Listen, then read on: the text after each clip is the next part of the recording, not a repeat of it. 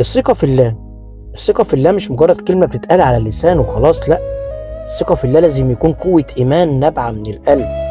تكون وانت في المحنة عندك ثقة كبيرة إنك لو دعيت ربنا هينجيك. علشان كده الأنبياء كانوا بيمروا بمحن وكان عندهم ثقة كبيرة في ربنا سبحانه وتعالى. سيدنا نوح فضل سنين يصنع في سفينة في الصحراء ومفيش حوالينه مية، وما كانش بيخلص من لوم وعتاب قومه عليه، ومع ذلك ثقته في ربنا نجته. سيدنا موسى انشق البحر بضربة عصاية بثقة في الله. سيدنا يونس نجا من بطن الحوت علشان فضل يدعي ويطلب من ربنا وكله ثقة في الله.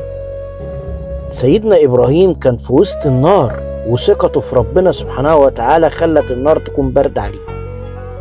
فعشان كده ثقتك في الله مش مجرد كلمة على اللسان، لازم تكون قوة نابعة من القلب، قوة إيمان بالله علشان ربنا ينجيك. اوعى تستهون بالدعاء. ادعوني استجب لكم. قرب من ربك وادعيه، ربنا عمره ما هيخسرك ابدا. لو عجبك كلامي اسمعه تاني